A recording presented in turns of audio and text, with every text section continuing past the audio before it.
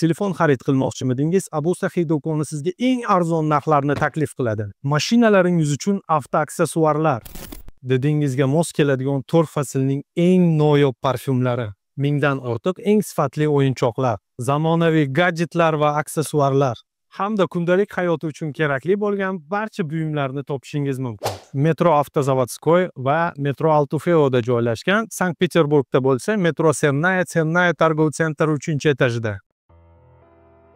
Assalomu alaykum qadrdon muxlis. Siz bilan siz bilgan va kutgan kanal Turfa olam. Ukrainani hafta ko'zgusi agentligining xabar berishicha, 6-oktyabrga o'tar kechasi Ukraina havodan Belgorod viloyatiga dronlar orqali yirik hujum tashkil qilgan. Natijada Belgorod viloyatining energiya tizimiga juda katta talofat yetgan. Buning ortidan esa Belgorod viloyatining 78% hududi vaqtinchalik elektr energiyasidan uzilib qolgan.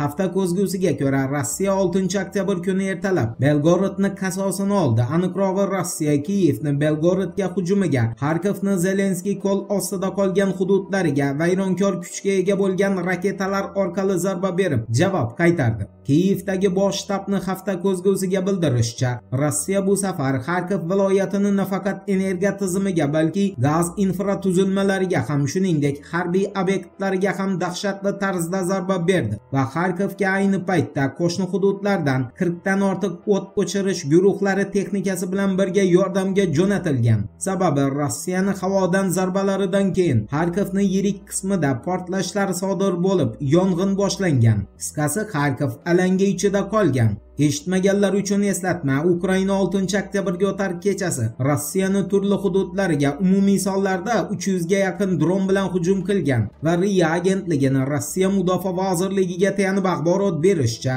Rossiya havo mudofaa tizimlari Kiyevning 252 ta dronini urib tushirishga muvaffaq bo'lgan. RIAning bildirishicha, Ukraina 6-oktyabrgacha bo'lgan 24 soat ichida barcha frontlarda 1300 nafar askar yo'qotgan. Bu yo'qotishga esa 6-oktyabr kuni ertalab Kiyev, Donetsk Xalq Respublikasi tarkibiga kiruvchi Kuzminovka qishlog'ini ham qo'shib qo'ygan. Aniqrog'i, Rossiya qurolli kuchlarining janub bo'linmasi Kuzminovka qishlog'ini to'liq egallagan holda qo'shinni yana 4 ta nuqtaga yurishiga yo'l ochib bergan.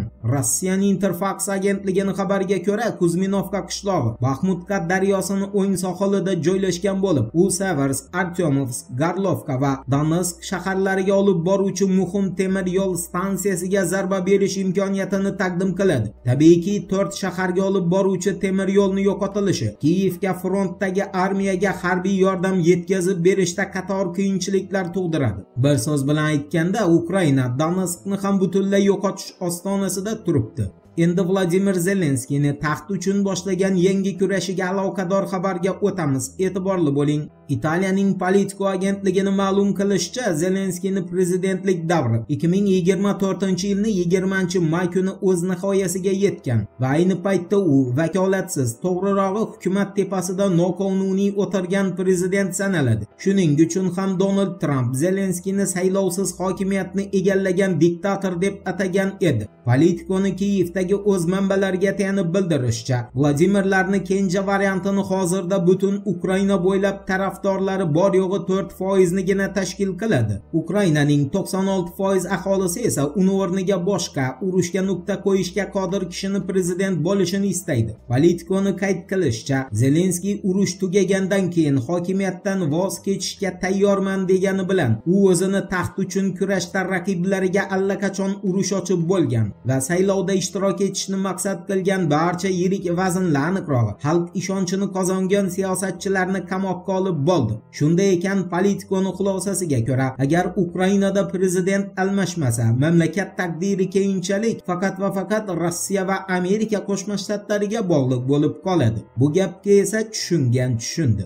Endi Isroilni Hamas bilan tinchlik kelishuvi imzolanishi arafasida G'azo sektoriga bergan yangi zarbasi haqidagi xabarga o'tamiz. Diqqat bilan eshiting. Al Jazeera agentligining axborotiga ko'ra, 5-oktyabr kuni Isroil havodan G'azo sektori sharqidagi At-Tuffa tumaniga zarba bergan va bu zarba oqibatida 57 nafar kishi qurbon bo'lgan. Al Jazeeraga ko'ra, qurbonlarning aksariyat qismini yosh bolalar tashkil qiladi. Qo'shma Shtatlarning prezidenti Donald Trump esa, agar Hamas Oq uyni shartini qabul qilib, G'azo nazoratini Falastin qo'mitasiga topshirmasa, G'azoni bundanda qonli kunlar kutishi bilan tahdid qilmoqda. Eslatib o'tamiz, Hamas vakillari va Isroil delegatsiyasi 6-oktyabr kuni Misrda G'azoda tinchlik o'rnatish bo'yicha Trampni taklif qilgan bitimi borasida muzokara boshlaydi. Voqealar rivojini birgalikda kuzatamiz. Turfovlan bilan qoling. Siz kutgan kerakli ma'lumotlar hali oldinda.